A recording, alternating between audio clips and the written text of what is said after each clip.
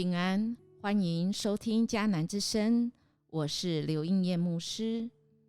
今天5月18号在家会主，我们要来读以赛亚书41章1到20节，成为上帝的见证。其中第20节这样说：大家一看见就知道我是上主，我成就了这一切，他们都明白。以色列神圣的上帝使这事实实现了。今天的这一段经文一开始就说到神向列国的审判，这样说道：众海岛啊，当在我面前静默，众民当重新得力，都要近前来才可以说话，我们可以彼此辩论。有谁可以跟这一位神来辩论呢？因为历史是由这一位神来掌握的，没有一个人，没有一个神是可以兴起一个王来审判世界的。但是我们的神在这里给他所爱的百姓一个预告，一个盼望，就是他要兴起东方的王，要来审判众海岛，来众民万民。在世界的历史，除了耶和华，没有谁有这个能力。在第4节这样说：就是我耶和华，我是首先的，也与末后的同在。列国在神审判面前都要来战惊，从人而来的帮助只会使人越来越害怕。但是神向以色列民说：不要怕，只要信，因为我必帮助你。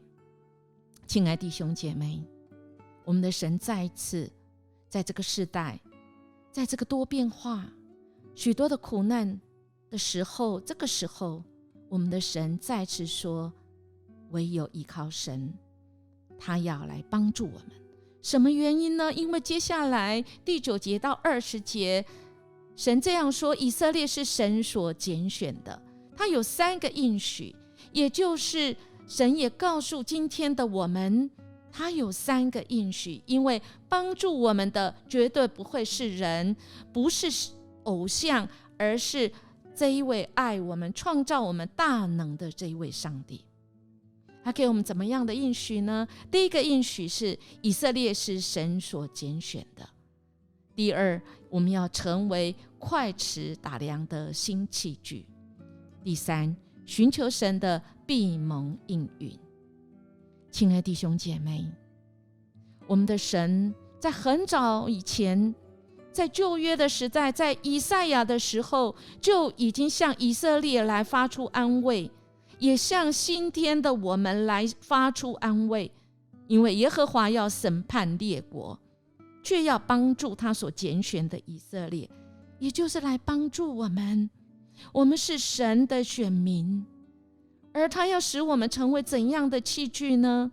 他要使我们成为那个快尺打量的新器具。我们是谁？我们竟然可以成为这样的器皿？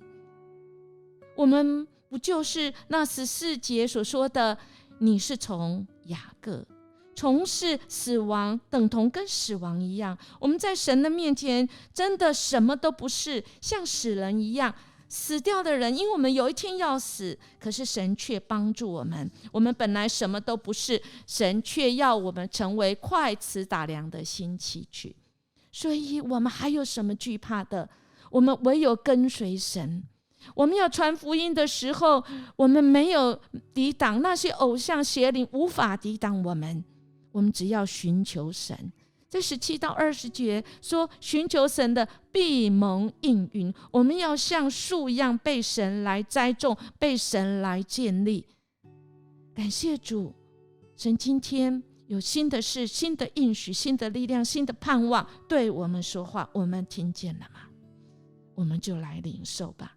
我们一起来祷告。慈爱的上帝，一直以来你是人类历史的主宰，求你使用我，不论在顺境逆境中，都能够让众人在我的生命中看见你的作为，来见证主你是伟大、爱世界上掌权的主。奉主耶稣基督的名求，阿们。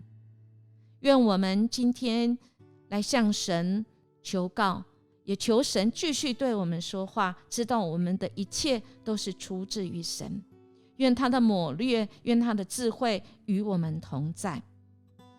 如果你喜欢我们的节目，请订阅，也给我们5星级的好评。我们明天见。